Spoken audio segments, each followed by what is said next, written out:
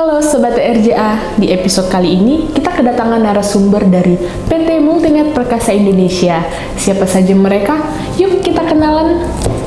Halo Mas Oki dan Mbak Dora, boleh dong dikenali nama dan jabatannya?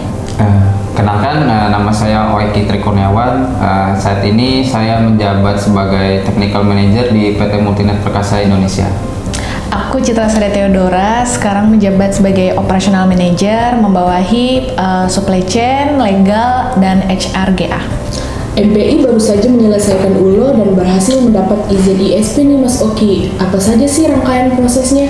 Kalau rangkaian prosesnya itu, karena saya dari tim teknikal, kemarin saya itu nyiapin untuk perangkat infrastruktur dummy-nya. Dummy itu jadi contoh, sebagai percontohan untuk apakah jaringan Multinet ini nantinya apakah bisa dijual atau tidak, karena nanti dari Kominfo itu akan mengetes jaringan infrastruktur kita. Contohnya dia akan cek dari segi topologi jaringan Multinet Perkasa Indonesia itu seperti apa, terus pengetesan bandwidth ini karena kita pengajuannya bandwidth 10 Mbps, maka mereka akan tes apakah bandwidth itu bisa dilewati 10 Mbps. Kemudian ada juga pengetesan beberapa website yang ditentukan dari tim Kominfo. Wah, luar biasa panjang ya Mas Oki rangkaian proses untuk mendapatkan izin ISP ini.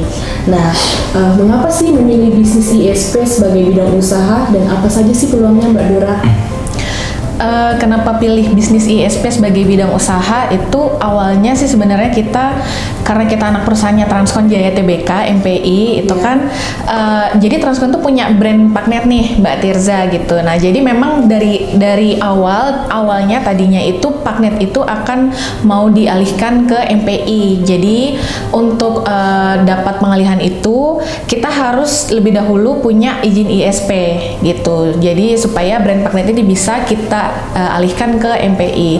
Tapi sering berjalannya waktu, kita sendiri manajemen MPI itu melihat bahwa memang ada peluang bisnis yang baik gitu. Selain daripada memang kita mau mengambil alih dari brand Paknet itu sendiri, ya memang ada bisnis yang baik untuk kita kerjakan di bidang ISP ini gitu. Jadi peluangnya apa sih? Peluangnya banyak banget. Jadi maksudnya siapa sih sekarang yang nggak pakai internet? Kayaknya semuanya udah pakai internet, dan internet itu tuh jadi konsumsi sehari-hari, terus sandang pangan papannya manusia lah sekarang gitu kan. Orang tuh lebih baik kayaknya mungkin nggak makan siang daripada dia nggak internetan gitu kan. Jadi ya setiap hari kita scroll media sosial gitu ya, apalagi pelaku bisnis di Kota Balikpapan sendiri, di Kalimantan Timur sendiri, bahkan di Indonesia sendiri, semua pelaku bisnis tuh pasti butuh internet.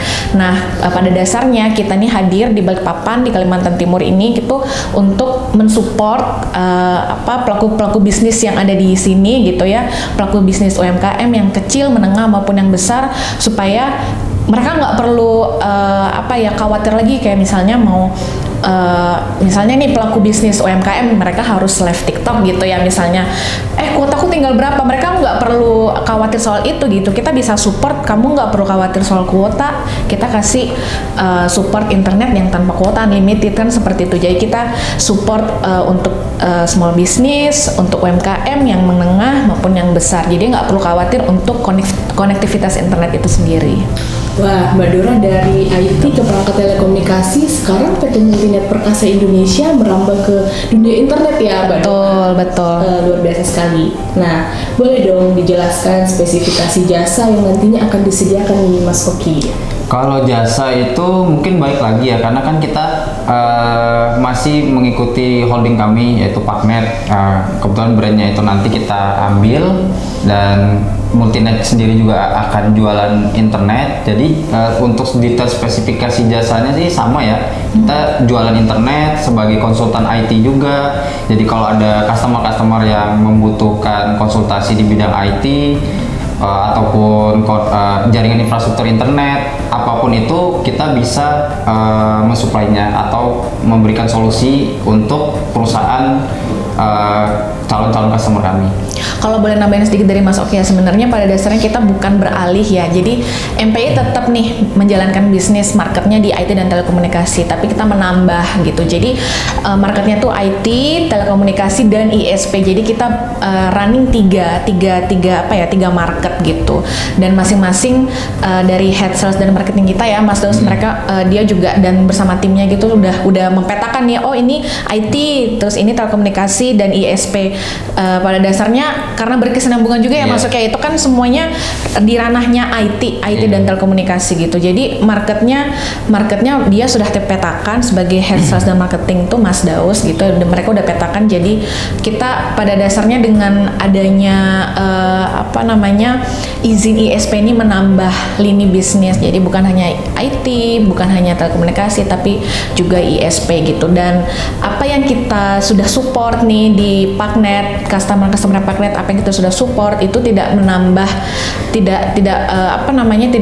atau mengurangi, malah kita justru ketika pindah ke MPI ini produk-produk ISP-nya kita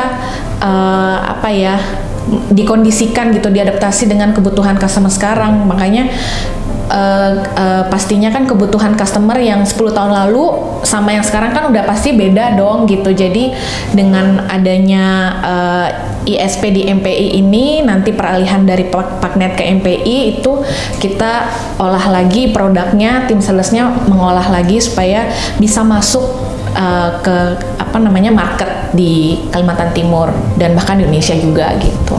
Wah, nggak nyangka ya Mbak Dora, ternyata se-complicated gitu bisnis internet service provider ini. Saya pikir hanya sekedar sambungan internet biasa loh Mbak. Oh iya, betul.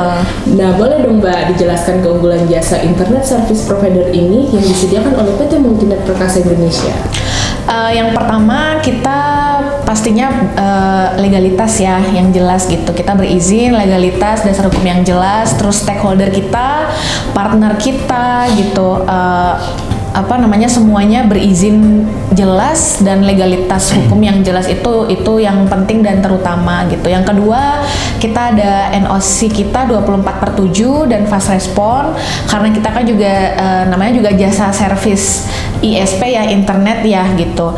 Jadi 24/7 memang itu sudah komitmen kita terhadap Kominfo juga seperti itu. Yang ketiga, kita bisa dibilang flat tagihan lah gitu. Jadi ada beberapa yang saya dengar itu ada beberapa ISP tuh yang bulan ini tagihannya berapa, bulan depan tagihannya berapa. Nah kalau kita memang komitmen terhadap itu gitu. Jadi kita nggak bisa tiba-tiba menaikkan tagihan customer tanpa ada kesepakatan sebelumnya. Kesepakatan itu termasuk misalnya customer itu mau upgrade internet misalnya, pastinya harganya kan naik gitu ya. Jadi kita nggak bisa menaikkan tiba-tiba, itu kita nggak bisa, itu udah komitmen. Terus selanjutnya kita juga SLA kita service level agreement 98%, dan itu memang udah minimal 98%, 99% itu udah komitmen kita juga ke Kominfo kayak gitu ya. Sisanya ya kita tidak ada biaya yang di luar kesepakatan, terus kita juga berkontrak hukum yang jelas gitu. Jadi secara hukum, legalitas, terus secara tagihan, terus secara service, administrasi, semuanya kita aman lah. Kita membuat supaya customer kita atau partner kita tuh kita sama-sama aman gitu, semua dari semua sisi kayak gitu sih keunggulannya Mbak Tirza. Oke nih Mbak Dora, pertanyaan terakhir, bagaimana sih cara mengajukan permintaan pengadaan internet? Oke, untuk mengajukan pemasangan internet, teman-teman tuh bisa langsung ke media sosial kita. Kita punya LinkedIn, punya Facebook, kita punya Instagram, itu di Multinet Perkasa Indonesia. Di Instagram kita juga ada WA bisnis, itu bisa langsung terhubung ke sales. Terus lewat email juga bisa, sales@multinetperkasa.id. Lewat website juga multinetperkasa.id. Itu semua kita buka kemungkinan komunikasi yang sangat lebar, yang sangat terbuka, supaya siapapun bisa akses ke kita untuk komunikasi kita lewat mana aja gitu. Seperti itu. Mas Oki mau nambah? Oke Sobat TRJA, demikian TRJA Talks kali ini membahas tentang izin Internet Service Provider bersama dengan PT Multinet Perkasa Indonesia. Sampai berjumpa di episode TRJA Talks berikutnya. Bye-bye.